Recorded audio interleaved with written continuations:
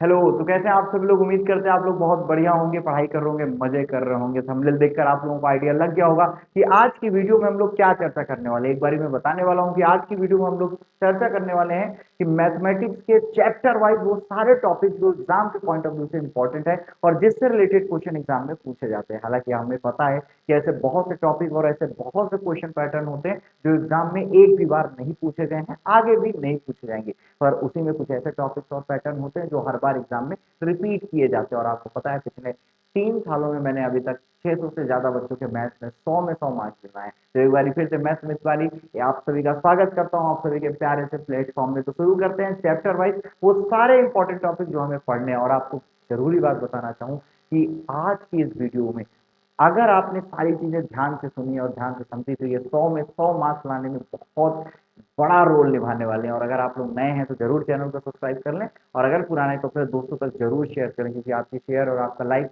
हमें मोटिवेट करता है और हमें ऐसी वीडियोस बनाने के लिए प्रोत्साहित करता है। तो नजर स्क्रीन पर रखिएगा और ध्यान से सुनिएगा। मैं शुरू करता हूँ चैप्टर वाइज। आप लोग देख पा रहे हैं मैथ में कौन कौन से टॉपिक महत्वपूर्ण है। मैथमेटिक्स फर्स्ट बुक और सेकेंड बुक, दोनों बुक पर मैं आज चर्चा करने वाला हूँ। आप सभी की जानकारी के लिए बताऊं तो सबसे पहला चैप्टर जो है हमारा, उसका नाम है रिलेशन एंड फंक्शन। जी हाँ, सबसे पहला चैप्टर हम क्या पढ़ते हैं बेटा? सबसे पहला चैप्टर जो हम पढ़ते हैं वो है रिलेशन एंड फंक्शन, जिसे हम लोग संबंध और फलन कहते हैं। रिलेशन एंड फंक्शन के बारे में अगर मैं चर्चा करूं तो यहाँ पर ऐसे कई टॉपिक्स होते हैं जिनसे रिलेटेड क्वेश्चन बनते नहीं है, लेकिन हाँ, आप सभी को ये बात ध्यान रखना है कि इस चैप्टर से जो क्वेश्चन बनता है वो क्या बनता है? तुल्यता संबंध। कहां पर क्वेश्चन बनता है? तुल्यता संबंध पे क्वेश्चन बनता है। आपको तुल्यता संबंध की बहुत सारे क्वेश्चंस लगाने होंगे, जो तुल्यता संबंध हो या नहीं हो, इससे रिलेटेड अच्छे क्वेश्चंस की आपको प्रैक्टिस करनी होगी। इसको इंग्लिश में बोलते हैं इक्विवेलेंस रिलेशन। क्या बोलते हैं इसको इंग्लिश में? Equivalence relation. आप सभी को पहले चैप्टर में बेटा इक्विवेलेंस रिलेशन पे बहुत मेहनत करने की जरूरत है, और सबसे ज्यादा इस चैप्टर के एग्जाम्पल जरूर लगा लीजिएगा बेटा। ये सबसे इंपॉर्टेंट है एग्जाम्पल इस एक्सरसाइज के। और इसके बाद जो आता है वो आता है बेटा बाइजेक्टिव, मतलब एकाएकी और आच्छादक। किस पर चर्चा करते हैं बेटा? एकाएकी और आच्छादक। एकाएकी और आच्छादक जो हो उस पर चर्चा करते हैं इस चैप्टर में। क्वेश्चन जो बनते हैं बेटा एकाएकी और आच्छादक, जिसको इंग्लिश में वन वन और आंटू कहते हैं। ठीक है, तो यहाँ पर भी बेटा इस चैप्टर से रिलेटेड क्वेश्चन जरूर बनते हैं। इसका मतलब है कुल मिलाकर इस चैप्टर के हमें एग्जाम्पल और एक्सरसाइज के सारे क्वेश्चंस लगाने हैं, क्योंकि इस चैप्टर में केवल दो एक्सरसाइज है, 1.1 और 1.2। और यकीन मानो आपको ये दोनों एक्सरसाइज की एक एक क्वेश्चन और एग्जाम्पल छोड़ने नहीं है, आराम से रच के लगाने हैं। बहुत इजी और बहुत प्यारी एक्सरसाइज है। तो हमें पहले चैप्टर में समझ में आया कि हमें तुल्यता संबंध से रिलेटेड बहुत सारे क्वेश्चन लगाने हैं। एक क्वेश्चन आप लोग देखते होंगे जिसमें लिखा रहता है a minus B equal to पूर्णांक, है ना? या ऐसा लिखा होता है कि a minus B equal to जो भी आएगा वो 2 से विभाजित होगा, 3 से विभाजित होगा, 4 से। ऐसे क्वेश्चन को जरूर प्रैक्टिस कर लें जहां पे तुल्यता से संबंधित क्वेश्चन पूछा जाए, और एकाएकी और आच्छादक से रिलेटेड इस चैप्टर के क्वेश्चन जरूर पूछे जाते हैं। तो पहले चैप्टर में हमें क्या करना है बेटा? हमें पहले चैप्टर में एक्सरसाइज लगानी है और एग्जाम्पल लगाना है। इतना एनफ है। आपको बेटा एनसीईआरटी फॉलो करनी है। अगर आप बहुत अच्छे नंबर लाना चाहते हैं मैथमेटिक्स में, 100 में 100 का आपका सपना है, तो बहुत सारी बुकें फॉलो करना बंद कर दें। जो भी बातें हम कर रहे हैं एनसीईआरटी के पॉइंट ऑफ व्यू से कर रहे हैं। इतनी सी बातें अगर आपको समझ में आ गई हो तो अब हम लोग चलेंगे दूसरे चैप्टर पे, जिसका नाम है, दूसरे चैप्टर पे चलते हैं जिसका नाम है प्रतिलोम त्रिकोणमिति फलन इनवर्स ट्रिग्नोमेट्री फंक्शन। आप सभी की जानकारी के लिए बता दूं, इनवर्स ट्रिग्नोमेट्री फंक्शन में से इसके फार्मूले कट गए हैं। तो अब इस पर क्वेश्चन कहां से बनेगा, कैसे बनेगा, बात करते हैं। सबसे पहला इसका क्वेश्चन बेटा इस चैप्टर के डोमेन प्रांत और परिसर पे बनेगा ऑब्जेक्टिव क्वेश्चन। किस पर? प्रांत और परिसर पर इसके क्वेश्चन बनेंगे बेटा ऑब्जेक्टिव एमसीक्यू क्वेश्चन बनेंगे। कहां पर बेटा? प्रांत पर और परिसर पर। इसके बाद बेटा इसके कुछ सिंपल सिंपल से क्वेश्चन जो इसके मूल धर्म पे, मूल गुणधर्म पे आधारित होंगे, उस पर क्वेश्चंस बनेंगे। यहाँ पर बेटा इसके बाद जो क्वेश्चंस बनेंगे वो इसके मूल गुणधर्म जो है, जो मूल गुणधर्म है, मूल गुणधर्म फंडामेंटल प्रॉपर्टीज जो है उस पर बनेंगे, जो कि आपको एक्सरसाइज 2.2 में दिया हुआ है क्वेश्चन। हालांकि इस चैप्टर से मेजरली जो इस बार क्वेश्चन बनने के चांसेस है वो ये है प्रांत और परिसर पर एमसीक्यू।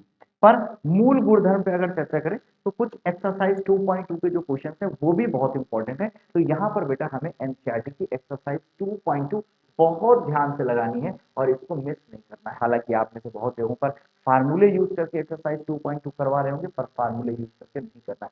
मैंने करवाया है, और अगर आपने इस वीडियो की बहुत अच्छी रीच करी तो यकीन मानो कि मैं फिर से करवा दूंगा पूरे एक एक क्वेश्चन बिना फार्मूले के सही तरीके से, कि एग्जाम में पूरे मार्क्स मिले, अदरवाइज नंबर कट सकते हैं आपको इसके। तो यहां तक अगर इतनी सी बात आपको समझ में आ गई तो अब हम चलते हैं बेटा अगली एक्सरसाइज, जिसको हम कहते हैं आरव्यू में। बेटा बहुत सारे ऐसे टॉपिक है जिसका कोई यूज नहीं है, जिससे रिलेटेड एग्जाम में क्वेश्चन नहीं बनते। तो आरव्यू में क्वेश्चन कहां पे बनेंगे, इस पर हम लोग चर्चा करते हैं। आरव्यू पे जो क्वेश्चन पूछे जाएंगे उसका मेन मोटिव होगा आरव्यू के गुणन पे। कहां पर पूछा जाएगा, आव्यूह के गुणन मल्टीप्लीकेशन पे। किस पर बनेगा क्वेश्चन, मल्टीप्लीकेशन। मल्टीप्लीकेशन पे क्वेश्चन पूछा जाएगा, और इसका जो इंपॉर्टेंट टॉपिक है वो एक्स और वाई की वैल्यू। आप लोगों ने क्वेश्चन किए होंगे एक्स और वाई का मान। आप लोगों ने इस पे क्वेश्चन किए होंगे आव्यूह में बेटा, जहां पर एक्स और वाई का मान पूछा जाता है। तो इस एक्सरसाइज का क्वेश्चन जो बनेगा वो एक्स और वाई के मान पे बनेगा। और दूसरी चीज, कोटि भी पूछा जाएगा, ऑर्डर पे भी क्वेश्चन बन सकता है। कोटि और ऑर्डर पे बेस्ड क्वेश्चन बन सकते हैं। बहुत बड़े क्वेश्चन इस एक्सरसाइज से नहीं बनेंगे। एक और इंपॉर्टेंट टॉपिक है इस एक्सरसाइज का, वो ये है कि किसी भी आव्यूह को सममित और विषम सममित के योग पे, सममित प्लस विषम सममित के योग पे, विषम सममित के योग पे, सममित के योग, आप लोगों ने पढ़ा होगा। एक क्वेश्चन बेटा यहाँ पर से बनता है, ये क्वेश्चन थोड़ा लेंथी बनता है, यहाँ पर आपको 2 से 5 नंबर के क्वेश्चन पूछे जाते हैं। आपको मैं यहाँ पर फार्मूला लिख दे रहा हूँ, A equal to 1/2 A plus A dash, और यहाँ पे plus 1/2 A minus A dash, आप लोगों ने पढ़ा होगा। इस पर बेस्ड क्वेश्चन इसमें से पूछा जाता है। तो यहाँ पर हमें समझ में आ गया। तीसरा, आव्यूह में से हमें बहुत अपनी एनर्जी बर्बाद नहीं करनी है सस्ते क्वेश्चन पे, हमें गुणन मल्टीप्लिकेशन पे बेस्ड कुछ वर्ड प्रॉब्लम क्वेश्चन पूछे जाएंगे, जहाँ पर जैसा कि आपसे पूछा जाएगा कि भाई साहब ये आलू सब्जी टमाटर लेने मीना चली गई, इतना प्राइस, समथिंग आप लोगों ने देखा होगा। एक्सरसाइज 3.2 के लास्ट क्वेश्चन आप देखिएगा। जैसे एक्सरसाइज 3.2 के क्वेश्चन नंबर 13 से लेकर लास्ट तक, पूरे 13 से शुरू करिएगा लास्ट तक की अच्छे से क्वेश्चन की प्रैक्टिस करिएगा आप व्यू की एक्सरसाइज 3.2 में। और बेटा अगर मैं बात करूं इसकी, तो यहाँ पर बेटा सममित और विषम सममित पे भी क्वेश्चन पूछने के चांसेस है।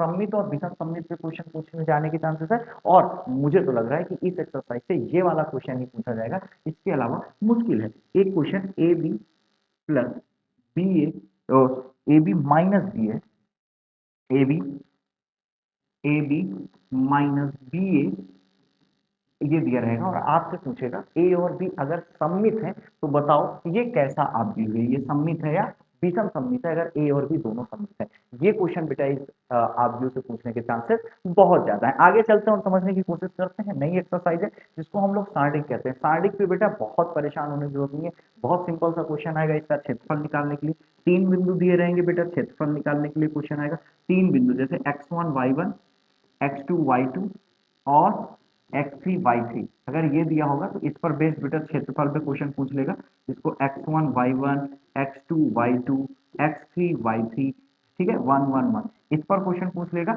और इसके बाद जो क्वेश्चन पूछेगा वो एडजॉइंट फाइंड आउट करने के चांसेस, बहुत कम क्वेश्चन पूछता है पर एडजॉइंट फाइंड आउट करना आपको आना चाहिए। इसके बाद क्वेश्चन बेटा ए इनवर्स निकालने पे आएगा। कहां पे क्वेश्चन पूछा जाएगा, ए इनवर्स निकालने पे। और बेटा इसका जो 8 नंबर का जो क्वेश्चन पूछेगा वो यहाँ पे पूछेगा। आपको बेटा 3 इक्वेशन दे देगा, a1x plus b1y plus c1 equal to Z. ऐसे ही बेटा आपको 3 इक्वेशन देगा। कितनी इक्वेशन दे देगा बेटा, ये 3 इक्वेशन दे देगा। और ये z और ये z बराबर, इसको d1 मान लो, बराबर d2। ऐसे बेटा आपको 3 इक्वेशन दे देगा और आपसे कहेगा x y और z की वैल्यू बता दो। ऐसा क्वेश्चन अगर आपसे पूछेगा बेटा, तो यहाँ पर आप सभी को पता है हम लोग क्या यूज करते हैं, x equal to A inverse B. बेटा आपको सिर्फ 3 टॉपिक पढ़ने, एक इसकी प्रैक्टिस कर लेना। इस पर बेटा अच्छे क्वेश्चन आते हैं, वर्ड प्रॉब्लम 8 नंबर के क्वेश्चन बनते हैं। मैं बताऊंगा कौन सा क्वेश्चन, पिछली बार हर सेट में इसके डायरेक्ट क्वेश्चन बता दिया था मैंने, ठीक है। इस बार भी यही करने वाले। तो हम समझ गए, एक क्वेश्चन इस पर बेस जाता है बेटा एक्सरसाइज पे, लास्ट एक्सरसाइज है। और एक बेटा ये दूसरी एक्सरसाइज पे क्वेश्चन आता है क्षेत्रफल पे, और एक ए इनवर्स निकालने के लिए क्वेश्चन। और इसके कुछ ऑब्जेक्टिव क्वेश्चन बनते हैं जो एडजॉइंट पे बेस्ड होते हैं, छोटे छोटे से, वो एमसीक्यूज में करा दूंगा। तो हमें बात समझ में आ गई इस पर कौन से क्वेश्चन बनने वाले। चलते बेटा 5वां चैप्टर, जहां पर हम लोग चर्चा करते हैं। इस 5वां चैप्टर पे बेटा मैं अगर बात करूं तो के का मान, के का मान निकालने के लिए आएगा, के में बेटा के लैम्डा किसी का भी मान निकालने के लिए संतत अगर होगा फलन तो संतत पे बेटा के का मान निकालने पर आएगा। और बेटा यहाँ पर ये चेक करने के लिए कि दिए हुए बिंदु पर ये संतत है कि नहीं, यहाँ पर क्वेश्चन पूछेगा। यहाँ पर क्वेश्चन के अलावा बेटा इस पर जो लॉग मेथड से हम लोग इसके बाद जो हम लोग लॉग मेथड से अवकलन निकालते हैं, लॉग विधि से जो अवकलन निकालने वाला है उस पर बेस्ड क्वेश्चन पूछा जाएगा। जैसे कि बेटा क्वेश्चन y बराबर x की पावर x प्लस 2 की पावर साइन x, इस तरह के क्वेश्चन पूछे जाने के चांसेस बहुत ज्यादा है। और दूसरा बेटा जो बेटा यहाँ पर y इक्वल टू जैसे 2t square x equal to 4/t, जैसे ये क्वेश्चन है बेटा इस पर भी क्वेश्चन पूछे जाने के चांसेस ज्यादा है। इसके अलावा इस एक्सरसाइज से आपको परेशान होने की जरूरत नहीं है, थोड़ा सा डिफ्रेंशिएशन ही पढ़ना है और बहुत परेशान नहीं होना। बात करते हैं बेटा अगली एक्सरसाइज जो कि है अवकलज के अनुप्रयोग, एप्लीकेशन ऑफ डेरिवेटिव। ये बहुत इंपॉर्टेंट है। इस पर बेटा इस बार 3 एक्सरसाइज है, रेट ऑफ चेंज परिवर्तन की दर, वर्धमान और ह्रासमान इंक्रीजिंग और डिक्रीजिंग, इसके बाद है मैक्सिमा एंड मिनिमा, ये 3 है। मैक्सिमा एंड मिनिमा से अगर क्वेश्चन पूछा जाएगा बेटा तो मैक्सिमा एंड मिनिमा से अगर क्वेश्चन पूछा गया तो 8 नंबर का पूछा जाएगा। और अगर बेटा परिवर्तन की दर, रेट ऑफ चेंज, परिवर्तन की दर और वर्धमान ह्रासमान से क्वेश्चन पूछा गया तो इसके 5-5 नंबर के क्वेश्चन पूछे जाने के चांसेस हैं। इस एक्सरसाइज को पढ़ने के लिए बेटा आपको क्या करना है, मैक्सिमा एंड मिनिमा जो एक्सरसाइज दी हुई है, maxima and minima exercise question number 1 से लेकर क्वेश्चन नंबर 12 तक बिल्कुल भी इंपॉर्टेंट नहीं है, पर आप लगा लेना, पता नहीं कब क्या हो जाए, भरोसा नहीं। पर 1 से लेकर 12 तक इंपॉर्टेंट क्वेश्चन नहीं, इंपॉर्टेंट क्वेश्चन शुरू होते हैं 13 से। ये तीसरी एक्सरसाइज के बारे में मैं बता रहा हूँ। वैसे ही बेटा परिवर्तन की दर वाली जो एक्सरसाइज है इसके बहुत ज्यादा क्वेश्चन नहीं है, 13-14 क्वेश्चन है छोटे छोटे से, तो आप कोशिश करिएगा इन तीनों एक्सरसाइज से एनसीईआरटी के क्वेश्चन लगा लीजिएगा। किसके लगाएंगे आप लोग, एनसीईआरटी के क्वेश्चन लगा लीजिएगा, ये एनफ होंगे। और इसके एग्जांपल्स लगा लीजिएगा। इसके अलावा एक्स्ट्रा आपको कुछ नहीं करना, कोई और बुक फॉलो नहीं करना है स्पेशली इस चैप्टर के लिए, वरना परेशान हो जाओगे, कंफ्यूज हो जाओगे। बात करते हैं समाकलन। देखो बेटा समाकलन बहुत इंपॉर्टेंट है, इसके जो 2-4 नंबर के क्वेश्चन पूछे जाते हैं वो एक्सरसाइज 7.1 और 7.2 विस्थापन विधि। बेटा विस्थापन विधि से क्वेश्चन पूछ लेते हैं। विस्थापन जिसको प्रतिस्थापन लिखा होगा आपकी बुक में, प्रतिस्थापन विधि लिखी होगी, सब्स्टिट्यूशन मेथड इसको कहते हैं। उस बेसिस पे बेटा एक क्वेश्चन बन जाता है जो कि 7.2 पे है, 2 नंबर का क्वेश्चन बनता है, छोटा सा क्वेश्चन बनता है। इसके अलावा इस पर जो क्वेश्चन बनता है बेटा आंशिक भिन्न वाले जो क्वेश्चन होते हैं उनका समीकरण, आंशिक भिन्न के जो सवाल होते हैं बेटा उनका समाकलन, और उनका समाकलन बेटा, और जो है बेटा वो इंटीग्रेशन बाई पार्ट पे भी बनते हैं। जैसे इंटीग्रेशन दो फंक्शन आते हैं, जैसे एक एक्स और साइन एक्स आते हैं, मतलब इस तरह के क्वेश्चन पे भी इंटीग्रेशन बाई पार्ट, एक इस पर क्वेश्चन बनता है और एक इंटीग्रेशन बाई पार्ट पे क्वेश्चन बनता है, जो कि अच्छे क्वेश्चन बनते हैं और अच्छे मार्क्स देकर जाते हैं। इसके बाद इंपॉर्टेंट है बेटा लास्ट एक्सरसाइज जो कि बेटा हमारा डिफिनिट इंटीग्रल ए से बी एफ एक्स और डी एक्स पे क्वेश्चन बनता है। इसके गुण धर्म बहुत जरूरी, इसके प्रॉपर्टी बहुत जरूरी बेटा। क्वेश्चन इन्हीं 3 टॉपिक्स को टच करता है। ये 3 टॉपिक आपको बहुत ध्यान से पढ़ना है, बहुत केयरफुली पढ़ना है। और ये फिर से कह रहा हूं इसको भी सिर्फ एनसीईआरटी फॉलो करना है और बाहर से कोई ताकत लगाने की नीड नहीं है, कोई जरूरत नहीं है। आगे चलो बेटा और बात करूं आप सभी से समाकलन के अनुप्रयोग, एप्लीकेशन ऑफ इंटीग्रेशन पे। बेटा तो ये तो बहुत सिंपल है, ये बेटा मैं इस पर बताऊं, सर्किल एक सिंपल सिंपल सा कर्व रह गया, बाकी सब 2 कर्व के बीच का एरिया कट गया है आपके एक्सरसाइज से, एक अकेले कर्व का एरिया निकालना है। तो आप लोग वृत्त का पढ़ लीजिएगा, वृत्त का पढ़ लीजिएगा, दीर्घ वृत्त का पढ़ लीजिएगा, दीर्घ वृत्त का पढ़ लीजिएगा, बस वृत्त और दीर्घ वृत्त का अच्छे से प्रैक्टिस कर लीजिएगा, बाकी एनसीईआरटी के क्वेश्चंस लगा लीजिएगा एग्जांपल के साथ। बस इनफ है बेटा, बहुत इनफ है। इसके अलावा इसके क्वेश्चन बाहर से नहीं आएंगे। अगर 1-2 क्वेश्चन आने के चांसेस होंगे वो तो मैं कराऊंगा ही कराऊंगा, आपको ध्यान रखना है कि सुमित सर ने कब कराया है।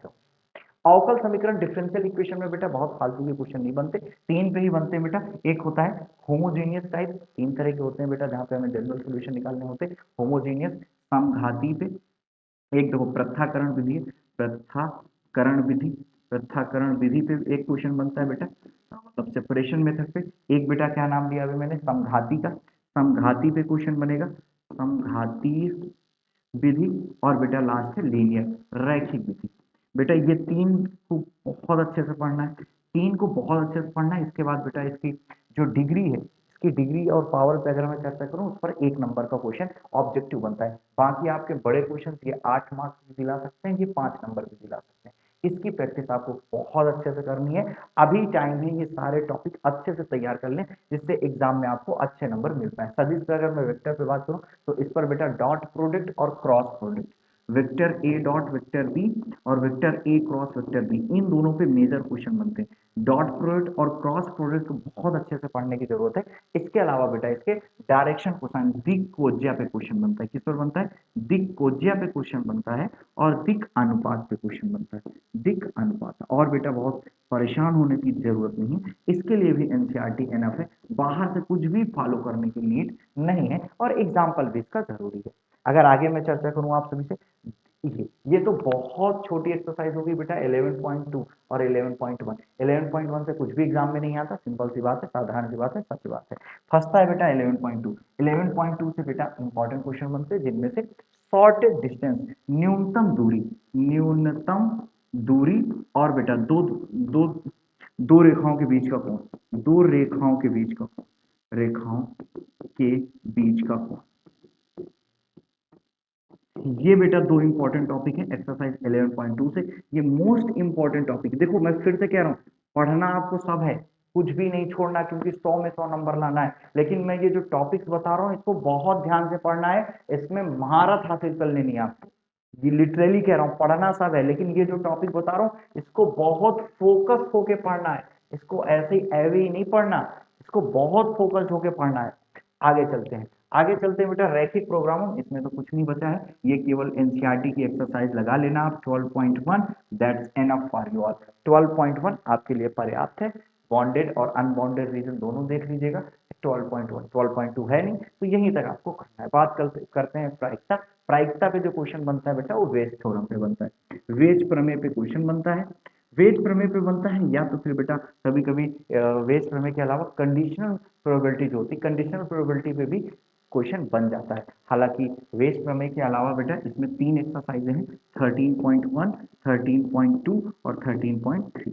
ये तीन एक्सरसाइज बहुत छोटी छोटी सी, बहुत इजी है बेटा, बहुत आसानी से आप कर ले जाओगे। मैं पढ़ाऊंगा, एक एक चीज सिखाऊंगा, बहुत अच्छे से सिखा दूंगा, यकीन मानो। तो बेटा ये तीन एक्सरसाइजें आपको पढ़नी है जिनमें से वेद प्रमेय बहुत इंपॉर्टेंट है, इसको बहुत ध्यान से पढ़ना है। अब इस तरह से बेटा आपके 12th के पूरे चैप्टर को मैंने बता दिया और उसके इंपॉर्टेंट टॉपिक्स को बता दिया। मैं अभी जिंदा हूँ, चिंता नहीं करना, मैथ में 100 में 100 पूरा कराएंगे, यकीन मानना। बस आप लोग सपोर्ट करना, साथ देना, वीडियोस को अपने दोस्तों तक शेयर करना, लाइक करना, सब्सक्राइब करना और 100 में 100 की चिंता मत करना, अभी मैं जिंदा हूँ। एक भी क्वेश्चन बाहर से नहीं आने दूंगा। एक एक क्वेश्चन अभी तक आपने देखा है कि जो बच्चे 3-4 दिन भी अगर पढ़ के एग्जाम में चले गए हैं तो उनके अच्छे नंबर आए, किसी के 80 आए, किसी के 90 आए, किसी के 92। अगर आप लगातार मुझसे जुड़े रहे तो यकीन मानिए मैथ में 100 में 100 दिलाऊंगा, यकीन मान लो। अगर ना आए तो आके वापिस आना और लिख जाना कि सर आप आदमी सही नहीं है। थैंक यू प्यारे बच्चों, सपोर्ट करिएगा, प्यार दीजिएगा अपना पूरा और दोस्तों को शेयर करिएगा। जल्दी से टारगेट रखते हैं इस चैनल के सब्सक्राइबर को 10,000 प्लस करते हैं, सपोर्ट करिएगा। आई होप आप लोग सपोर्ट करेंगे। Thank you and love you all प्यारे बच्चों, फॉलो जरूर करिएगा। आज के लिए इतना ही, thank you and love you are.